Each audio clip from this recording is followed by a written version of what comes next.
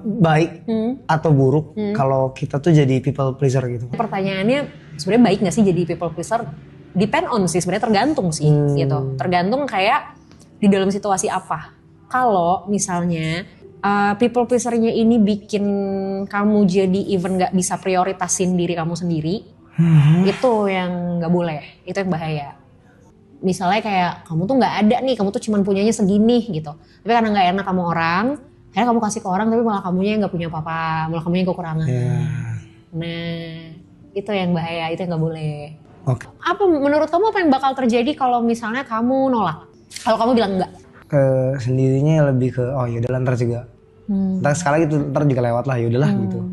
Gitu. Tapi sebenarnya gini loh, kalau misalnya kamunya nyaman, kalau kamunya nggak masalah dengan ini, ya nggak apa-apa. Gitu.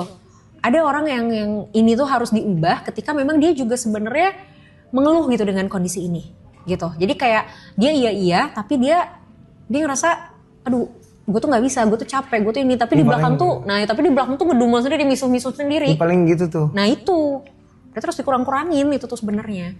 Kalau ngomongin masalah, aduh ntar dia hilang lagi. Satu kali bilang enggak, satu kali nolak itu, bukan berarti orang bakal hilang kok, gitu loh. Justru menolaknya kita, ngomong enggaknya kita, itu tuh malah ngebantu orang lain untuk paham kondisi kita. Kalau selama ini kamu iya aja, orang selalu punya ekspektasi kalau Aloy itu pasti selalu mau. Gampang lah Aloy mah. Ya udahlah, santai lah Aloy. Jadi kayak tanpa kamu sadari, perilakunya kamu justru ngebentuk habit dari orang lain. Ya karena memang tanpa kamu sadarin, kamu yang ngebentuk habit itu. Jadi akhirnya orang punya persepsi tuh kayak, ya udahlah santai Aloy mah gitu. Justru ketika kita bilang enggak, ketika kita menolak, itu malah ngebantu orang lain untuk paham kalau sebenarnya oh oke, Aloy lagi nggak bisa nih, oh batasannya di sini nih. Yang jadi pertanyaan adalah ya gimana cara nolaknya? Cara nolaknya adalah kita bisa bilang enggak tapi kita kasih garantinya tuh apa? Misal gini, ada orang misalnya kayak minta ditemenin kemana gitu, sementara kayak kamu capek banget gitu kan. Kamu bisa bilang enggak tapi kamu kasih garantinya yang kamu bisa lakuin kapan. Misal, hari ini gue lagi capek banget lagi.